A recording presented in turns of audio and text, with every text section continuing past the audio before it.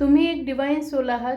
तुम्ही फक्त आणि फक्त चांगलंच कार्य करता. कधी कोणाला फसवत नाही, कोणाबद्दल मनात कपट ठेवत नाही. ज्यांनी तुमच्याकडे मदत मागितली तर सरळ हाताने मदत करता. कधी कोणाची निंदा नालस्ती करत नाही आणि स्वतःच्या फायद्यासाठी कुणाच्याही पुढं पण करत नाही. तुम्ही तुमचं प्रत्येक काम पूर्ण मेहनतीने आणि खरेपणाने करता. तरी पण तुम्ही एकटे आहात. तुमच्या मागे लोक तुमची बदनामी करतात.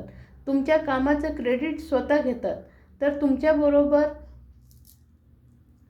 असंच होत असेल तर कृष्ण तुम्हाला काय सांगतात ते आज आपण कॅन्डल रीडिंगच्या माध्यमातून बघणार आहोत. हर हर Mahadev. Hello my divine family, welcome to Gauri divine tarot. तर माझी ही रीडिंग जेव्हा तुमच्यापर्यंत पोहोचेल तेव्हा ती तुमच्याबरोबर रेझोनेट होईल. ही कलेक्टिव्ह रीडिंग आहे. जेवढी तुम्हाला मॅच होईल तेवढीच ठेवा आणि बाकीची दुसऱ्यांसाठी सोडून द्या. आणि हे मेसेजेस तुम्हाला जास्तीत जास्त मॅच होण्यासाठी कंपल्सरी आपल्या चॅनलला सबस्क्राईब करा, फॉलो करा. त्यामुळे तुमची एनर्जी मला कॅच करता येईल आणि त्यानुसार तुमच्या मनातल्या प्रश्नाचे उत्तरं इथं परफेक्ट काढता येतील. त्यामुळे कंपल्सरी आपल्या चॅनलला सबस्क्राईब करा, फॉलो करा, लाईक करा आणि कमेंटमध्ये डिवाइनला धन्यवाद म्हणा, युनिवर्सला धन्यवाद म्हणा. कारण त्याच्यामुळं युनिवर्सलाही समजतं की तुम्ही ग्रॅटिट्यूड शो करताय आणि तुमची कामं लवकर मार्गी लागतात. तर बघू अशा परिस्थितीत तुम्ही आहात तर डिवाइन तुम्हाला, कृष्ण भगवानजी तुम्हाला काय सांगतात.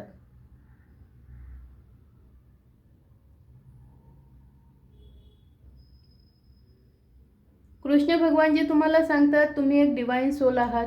तुम्ही फक्त आणि फक्त चांगलंच कार्य करता. कधी कोणाला फसवत नाही, कुणाबद्दल मनात कपट ठेवत नाही. ज्यांनी तुमच्याकडे मदत मागितली तर सरळ हाताने मदत करता. कोणाची निंदा नालस्ती करत नाही. स्वतःच्या फायद्यासाठी कुणाच्या पुढे करत नाही, कोणाला दुखवत नाही, कोणाच्या मागे बिचिंग करत नाही. तर तुम्ही तुमचं काम एवढ्या मेहनतीने करून सुद्धा, एवढा चांगला स्वभाव असून सुद्धा तुमच्या मागे लोक तुमची बदनामी करतात, तुम्हाला एकटं टाकतात. तुमचा फ्रेंड सर्कल पण एकदम कमी आहे. तर असं का? तर कृष्ण सांगतात की पाठीमागे लोक बोलणारे तेच असतात. प्रत्येक वेळ तेच असतात जे कधीच तुमची बरोबरी करू शकत नाही. त्या लोकांच्या आयुष्यात कधीच सुख नसतं. म्हणून ते लोक दुसऱ्यांच्या सुखात खुश न होता दुःखी होऊन त्यांच्या आयुष्यात त्यांचं सुख कसं घालून त्यांच्या आयुष्यात दुःखाचं वातावरण कसं करायचं हे लोक कायम हेच बघत असतात की काय करायचं, की हा हसतोय ना, ह्याच्या घरात सुख आहे ना, तर ह्याचं घरातलं सुख घालून दुःखाचं वातावरण कसं आणायचं हे लोकांना एवढंच काम असतं. त्या लोकांना कधीच खरं प्रेम मिळालेलं नाही म्हणून ते दुसऱ्याच्या संसारात भांडणं लावून त्यांचा संसार उद्ध्वस्त करतात. आणि त्यांना त्या केलेल्या त्यांच्या कृत्यावर अभिमान वाटतो. ते लोक स्वतःला मास्टर माइंड समजतात.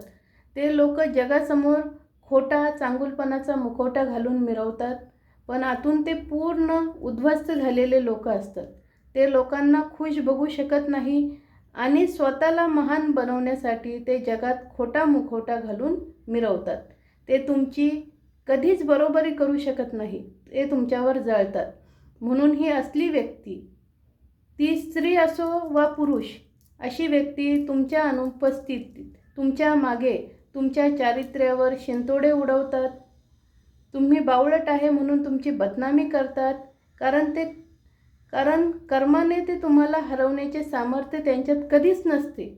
कृष्ण सांगतात नीट लक्ष देऊन ऐका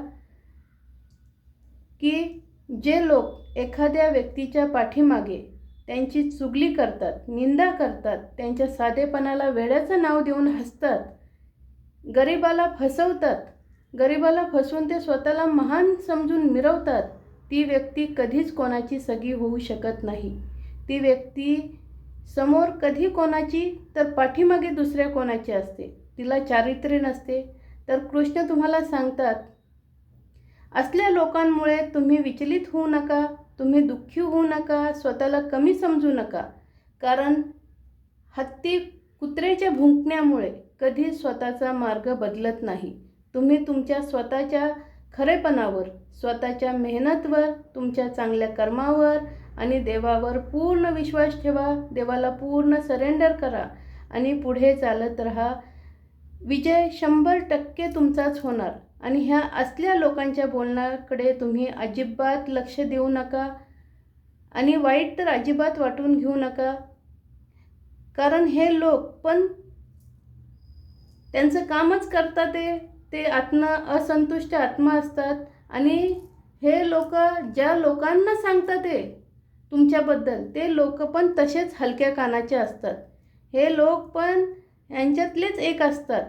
कारण ते लोक जर खरे असते, त्यांना जर खऱ्याची पारख असती, तर त्यांनी त्यांच्या डोक्याचा, डोळ्याचा, बुद्धीचा वापर केला असता आणि ह्या लोकांना त्यांच्याजवळ तुमची बदनामी करूनच दिली नसती. त्यांना डायरेक्ट प्रश्न विचारला असता की असं का. पण हे लोक पण असलेच आहेत, राक्षसी वृत्तीचे लोक असतात हे. त्यामुळे ह्या लोकांच्या असल्या खोट्या वागण्यामुळे, त्यांच्या बोलण्यामुळे, त्यांच्या निंदा नालस्तीमुळे तुम्हाला कशाला काय फरक पडला पाहिजे. कान बंद करा. तुम्ही खरे आहेत, तुम्ही सत्याची साथ द्या, तुम्ही पुढे चालत राहा. हे रिकामे टेकडे लोक असतात, स्वतःचं कर्तृत्व त्यांना काही नसतं. त्यामुळे हे लोक अशीच खोट्यामध्येच त्यांना मजा वाटते, महान बनण्यातच त्यांना मजा वाटते. हे आयुष्याचा फक्त ते असाच बर्बादी करतात. ते आयुष्य एकदाच मिळालेलं असतं. ह्या लोकांना त्याच्यात मजा वाटते, ते काहीही करू शकत नाही. त्यामुळे तुम्हाला समजलं पाहिजे, तुम्ही चांगले सोल आहात. तुम्ही कोणाच्या बोलण्यामुळं तुम्हाला वाईट वाटून घेतलं पाहिजे. हे लोक बघा, हे कधीच कोणाचे सख्खे नसतात. हे गावभर भटकणारे असतात. ह्यांना त्यांच्या घरातही तुम्ही विचारा, त्यांच्या घरातही त्यांना कुत्र्याची किंमत नसती. म्हणून हे लोक बाहेर वाघासारखे मिरवतात. पण ते वाघ नाही, ते आतमध्ये कोल्हे असतात. ते वाघाचं कातडं घालून आतलं कोल्हेच असतात. ते कधीही कोणाचे सख्खे नसतात. त्यामुळे ह्यांना एकच काम दिलेलं आहे, ते त्यांचं पार पाडतात. तर ह्यांच्याकडं दुर्लक्ष करणे आणि तुम्ही तुमचं स्वतःचा खरेपणा, स्वतःची मेहनत तशीच पुढे चालून ठेवून तुम्ही कार्य करत राहा. तुम्हाला देव कधीच हरून देणार नाही.